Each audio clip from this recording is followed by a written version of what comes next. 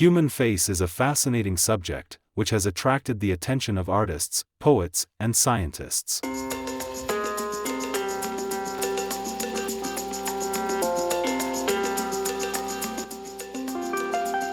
Human face is unique yet universal, mechanical yet expressive, modern yet ancient.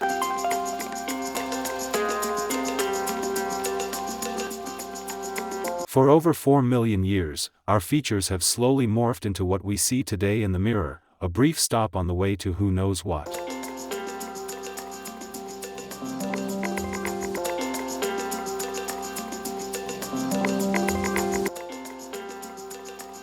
The human face is not only a vital component of our identity, nor a symbol of beauty, but it is also a mirror for the person's health.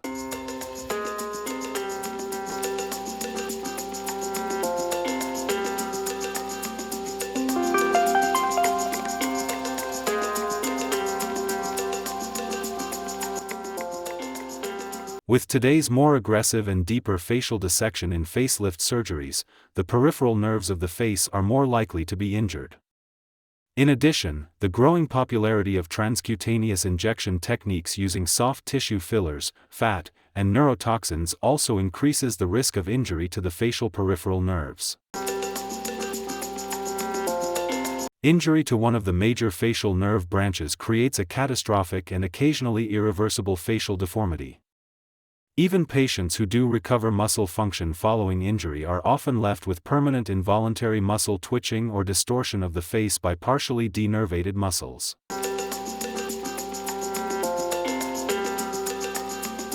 Additionally, interruption of one of the major sensory nerves in the face can result in permanent disability secondary to numbness or, worse, intractable dysesthesia and pain. Thus, a keen and thorough understanding of the location of these nerves is of paramount importance if injury is to be avoided.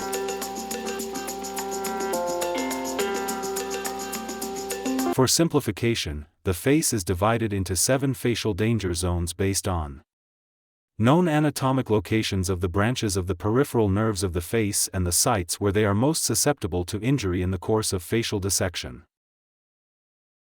Keeping in mind that the branching patterns of the nerves, particularly of the frontal branch, may vary from individual to individual.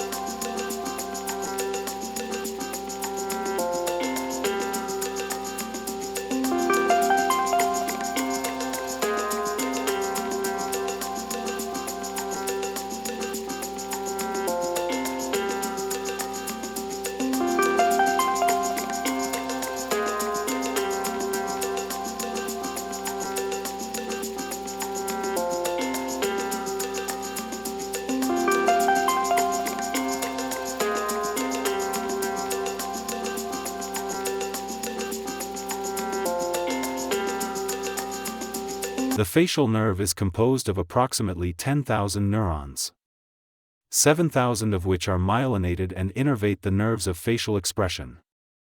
3,000 of the nerve fibers are somatosensory and secretomotor and make up the nervus intermedius.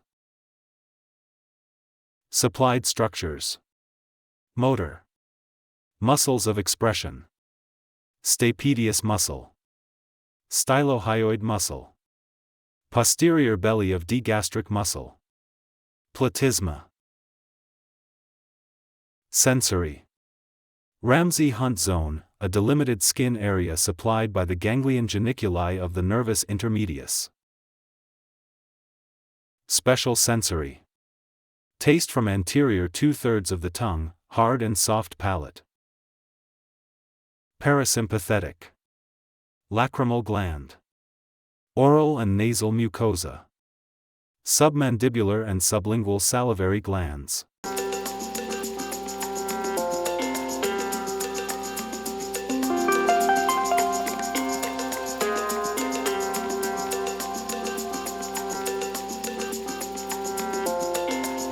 According to McKinney and Catrona, this zone is located by turning the patient's head to the opposite side, the sternocleidomastoid muscle is palpated, and a straight line is dropped from the caudal edge of the external auditory canal to a point 6.5 cm below on the midpoint of the muscle belly.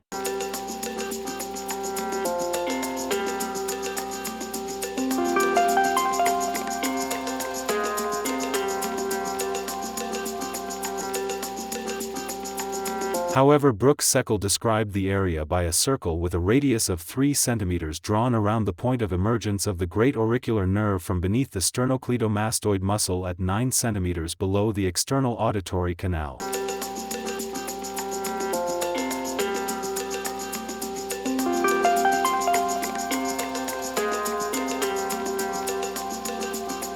Facial danger zone includes the area in which the great auricular nerve emerges from beneath the sternocleidomastoid muscle to become more superficial and susceptible to injury when dissection is performed over the muscle. The great auricular nerve originates from the cervical plexus, branching off spinal nerves C2 and C3. It provides sensation to the skin on the parotid area, the mastoid area, and the surface of the outer ear, especially the lobule.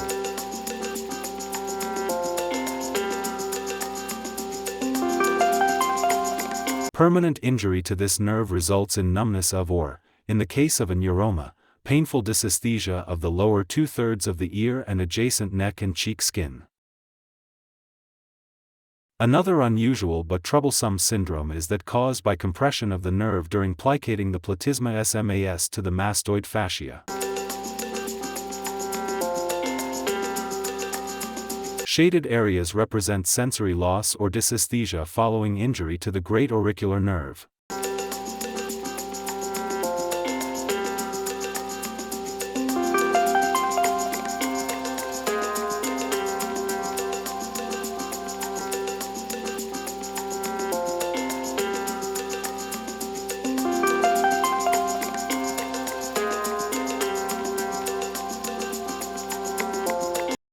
Begin the dissection in this area superficially, just deep to the subcutaneous fat, which is thin and superficial to the deep cervical fascia and the sternocleidomastoid muscle.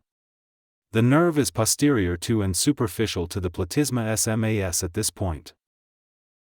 At the level of the origin of post-auricular branches, dissection should be carried out inferiorly over the deep cervical fascia and the sternocleidomastoid muscle. Note that the great auricular nerve is posterior to and not protected by the platysma SMAS layer through most of its course. During dissection, pulling on the ear lobule anteriorly reveals small terminal postauricular branches of the great auricular nerve and provides an important clue to the proper plane of dissection in this area. The great auricular nerve is 0.5 to 1 cm posterior to the external jugular vein when the neck flap is dissected off the sternocleidomastoid and platysma muscles. When the platysma SMAS layer is plicated or sutured to the mastoid fascia, the nerve should not be compressed by the suture. To avoid this, it is better to tighten the platysma SMAS in the cheek anterior to the nerve.